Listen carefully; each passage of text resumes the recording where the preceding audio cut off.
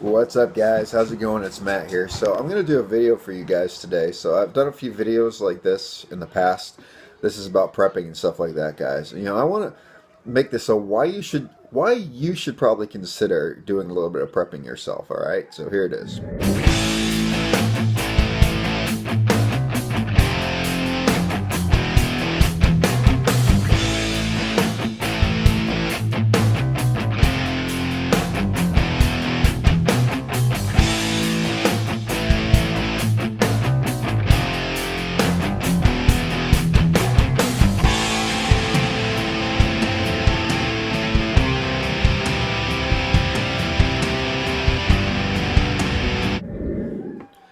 All right, guys. So, like I said, I've done a couple of these videos in the past of my thoughts and stuff like that. I took you guys out on a hike and I talk about different gear that you carry, get home bags and stuff like that.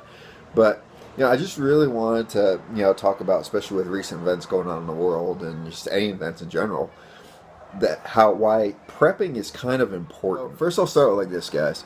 People, honest to God, think that preppers are crazy. They honestly think that preppers are crazy. Most people, they hear of a prepper or survivalist and they think of some fat dude sitting in his basement in a bunker surrounded by food and ammunition and guns, and they're just crazy and they never step out of the house, and that's what people think preppers are. And guys, it's just not the case. I mean, there are some real benefits to prepping, guys, and there's some things that you should seriously think about when it comes to prepping. I mean, for example, it's like, are there such thing as natural disasters, like Hurricane Katrina, Mount St Helens, major earthquakes? Is there a few things like that? Yeah, probably. So think about this, guys. So I live in New England. This is a hurricane area, all right? Any coastal areas are hurricane centrals, Texas. There's so many people that can get hit by hurricanes or tornadoes, the continental people. Like, look, there are so many natural disasters. Think about it like this. Every time there's like a warning sign, like a hurricane warning or tornado warning or any type of warning or a nor'eastern warning, just go to like your local grocery stores and go look down some of the aisles, like the water sections, all right, the food sections, and you will see the shelves are literally empty and people are freaking out with carts like filled with water and batteries. It's always water and batteries is what they always have. And you look at it, you're like, holy crap, and like we just gotta watch, and you're just going to get like a few things of groceries, but you're like, holy crap, are they like in full-fledged panic? Think about it like this, guys. What happens if a major scenario hits, like a major natural disaster? Don't get me wrong, hurricanes are bad. Look what happened to Katrina. But something like a volcano or a major earthquake, like a 9.9 freaking earthquake. I don't know if this even ever happened in life. Just imagine what would happen if there's warnings prior to this, what would happen on the shelves. Or imagine what would happen if a nuclear missile was launched, all right? Or if something got hit militarily in our country, got hit, what would the shelves look like then? It would be freaking chaos, guys. It would absolutely be chaos. So, and you're going to be running last minute, oh my God, I got to go get this stuff. And it's gone, and it's like a freaking professional wrestling match, people trying to get all this stuff off, guys. I mean, it happens. Just look at what happened with Katrina. Then, when the rule of law is down, I mean, it became a WROL situation, without rule of law situation. People, criminals and everything else, they use that opportunity to go and break into these stores, to violently attack people, to steal stuff. Guys, this stuff is real threat. These are real threats out there. So, do you think that you, you are different than that that you can never be affected like that, guys? I mean, honestly, if you love your family, you love your kids, you love your wife, you love your spouse, then maybe you should consider, you know what, maybe we should have a little bit of a preparedness in our life. We don't need to be, you don't need to be crazy and have 6 months, a year long supplies. A couple weeks, guys, a couple weeks is fine. Most natural disasters, when they happen, within a couple of weeks, you need to be able to stay inside for like a couple of weeks before you can step out. Just think about it small like this, guys. Like, start off with like a week. Start out with a couple of weeks. Just having a little bit of extra supplies on hand, just in case something does happen, guys. I mean, storms happen, all that stuff happens all the time. Anyway, another part that I want to talk about too is, guys, it's really good to have like a plan, all right? To have like a plan in general, just to have any type of plan. I've been going back and forth my plans, and then I finally came up with a good one that I'm proud with, that I'm actually pretty proud with. I actually mapped it out, and I did all the other stuff, and I talked to my wife about it and stuff like that. You know, it's really important to have these types of plans. I mean, for example, it's like, you guys know what's going on in the world, but there's some major nuclear tensions. I know a lot of news isn't covering it right now, but there's some major nuclear tensions right now. Now, what happens if Kim Jong-un, you know, managed to detonate a nuclear explosive in like San Francisco where he can reach, you know? What would happen? You know, people would just start freaking out. People would start panicking. You know, emergency services would be shut down in that area. I mean, it'd be a nuclear zone. There's a big blast radius, the initial damage of blast radius, the radiation, and guys, you know, it's good to have a plan, all right? So if something does happen, the warning signs show up, and like, oh, geez, it's time to go. It's go time, you know? And the warning signs show up, you need to be able to do something. I mean, say if you're, you know, and like I said, San Francisco, good point. You know, good point. That's within the range of Kim Jong Un's missile that he might be, or missiles that he might be able to use. They haven't gone very far yet, but that's within the range period of it. All right. So if he can do that, all right, if he can launch him, and he's a psychopath, guys. Don't get me wrong. He's a psychopath, and he wants to nuke us. I mean, he wants to. It's not like he just feels like doing it. He's a freaking psychopath, and he wants to nuke us. All right. So if he manages to do it, then what's going to happen? You know, there's going to be a lot of people that are minding their own business, paying attention to the news, which the news isn't covering a whole lot of the stuff. And they're like, oh, nothing's going to happen. And all of a sudden they see, you know, they're in the distance and they start hearing a rumbling. They see a bright flash of light. It's like, oh, shit, what's going on? And if you don't have a plan for situations like this, you're screwed, guys. I mean, you're going to be screwed. You need to have some sort of plan. I mean, the plan goes for even for natural disasters. I mean, look at the area that you live in. I live on a river, right? It floods, you know.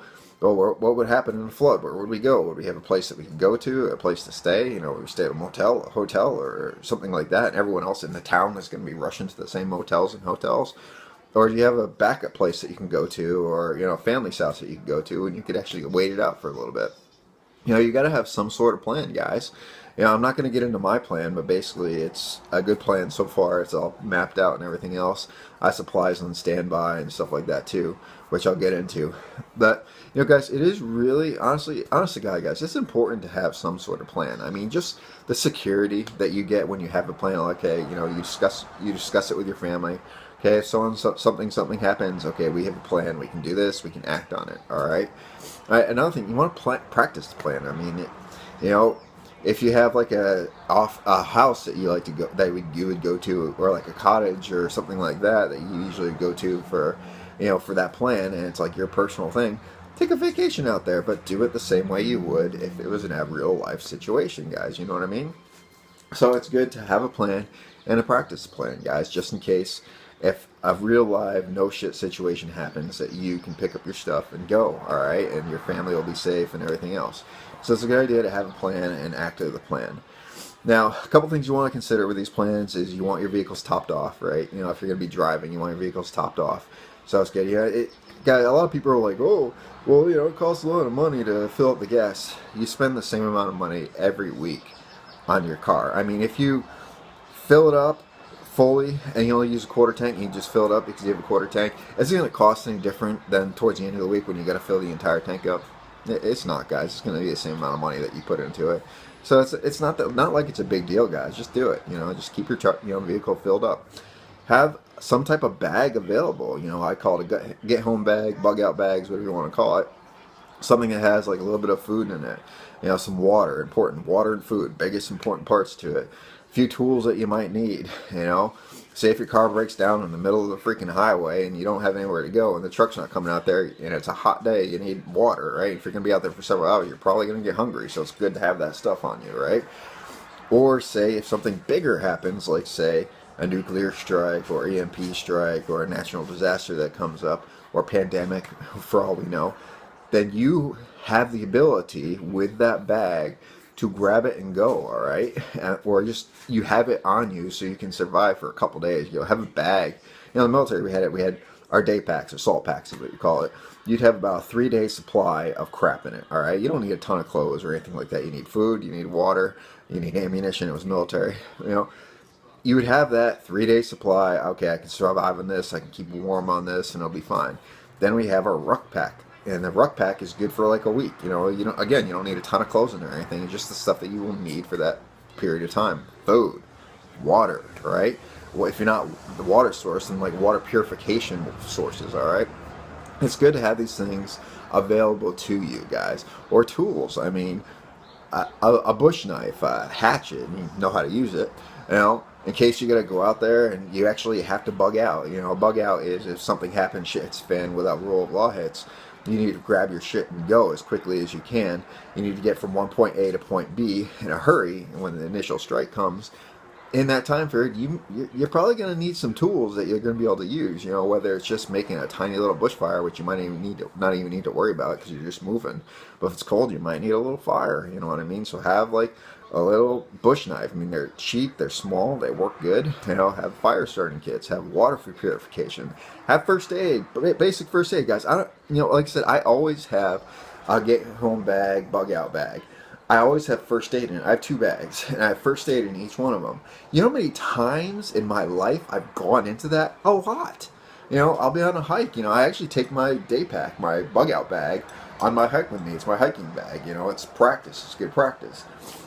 You know how many times I've had to grab my first aid from it? I'm like, crap, you know, I got to take care of this. Or I'm out with my kids, and my kids get hurt riding their bike. I'm like, yeah, that's okay. I got some first aid in the car. I'll just grab it real quick. It's simple, guys. You know, it's there. It's available to you. You could use it and you replenish it. You know, it's not a big deal. So now I just want to talk a little bit more about the possible threats. Okay, that you know that you should probably consider. So obviously, the first one I covered, natural disasters. They happen, guys. You know, you can't deny it. They freaking happen. Hurricanes, tornadoes, volcanoes, earthquakes. That shit happens. Tsunamis. It happens, guys. It absolutely happens. So always keep an eye on what's going on with the weather patterns or Natural Geological Survey and all that other stuff. They have like a website you can go to in your general area. You can look at different things.